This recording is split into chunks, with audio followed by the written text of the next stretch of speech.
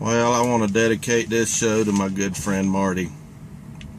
It's been a rough week. I appreciate all your hugs and well wishes you've given me on Facebook this week, and I tell you, it really means a lot. Marty was a good friend of mine, and I really didn't know how good of a friend I was to him till I stumbled upon his lifeless body on my dash, and I was going through some of his belongings and found his will and some drawings that he had made, and I just wanted to kind of tell everybody how I met old Marty. He followed me home from the China Walk restaurant one time. At first we didn't really get along. He was always in my face. I was always trying to get him out of the way, and he's aggravating, and I couldn't ever kill him. He was fast. And so I figured I'd do like I did old Poncho and Lefty and Pedro, those flies I picked up in Laredo them times, and have a friend to talk to. It gets lonely out here on the truck all by myself. And me and Marty clicked better than Pedro and Poncho and Lefty, because I didn't understand. I couldn't speak Spanish, and Marty spoke English, so we could get along. And all Pedro wanted to do was drink Corona beer, and I couldn't have beer on the truck, so I always had to leave him out mouthwash. That's the closest thing to alcohol I could get on the truck. And you know, it's just a bunch of alcoholic Mexicans, you know, and they just laid around. They wouldn't. I did all the talking, but Marty would talk back to me, you know, and I appreciate that. And I tell you, it's been rough this week. You know, I stumbled across some of the pictures that I remember. He was having some depression problems, and the psychiatrist I took him to told him to draw some pictures of things that scared him the most. And you know how flies leave their droppings around? Well, he drew a picture with his droppings of a fly trap. That scares him more than anything. And I don't blame him. Them things are sticky, and you know, he got over that fear. And then he started drawing some pictures of things that he enjoyed the most. So he drew this picture. This one, I remember when he drew this one with his little droppings there, this dead possum. He really liked possum. I don't know. I never did like possum. My granny said she ate possum and yams before, but I never did like it. And he drew a picture of his wife, Jennifer.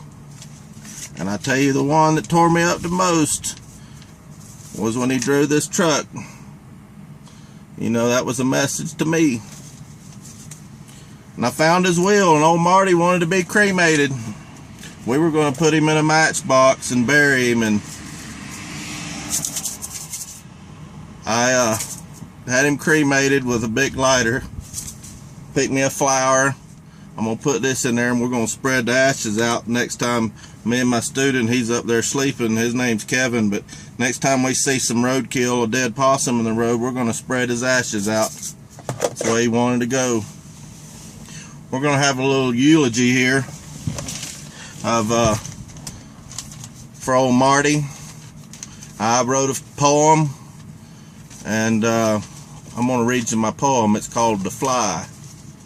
Little fly, thy summer's play my thoughtless hand has brushed away. Am not I a fly like thee? Or art not thou a man like me? For I dance and drink and sing till some blind hand shall brush my wing. If thought is life and strength and breath, and the want of the thought is death, then am I a happy fly, if I live or if I die. Old Marty McFly from Hill Valley, California. He was preceded in death by his wife Jennifer, his father George, and his mother Lorraine, brother Dave and sister Linda, great-great-grandfather Seamus, and great-great-grandmother Maggie, his great-grandfather William.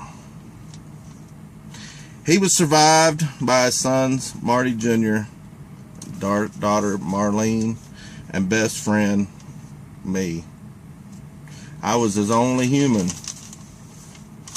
and it's a sad, sad day.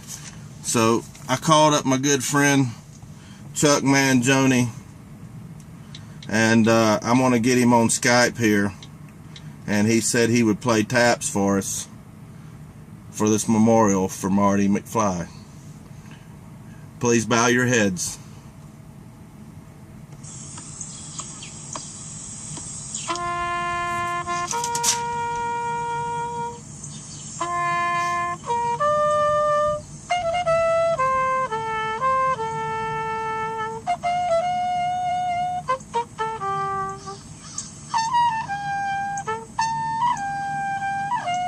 This is depressing. Wanna go play in the cemetery? Okay. Well, that's our memorial for my good friend. Like I said, I really appreciate everybody giving me hugs on Facebook, wondering why I've been so depressed. And now you know who Marty was. He meant a whole lot to me. And thanks for tuning in.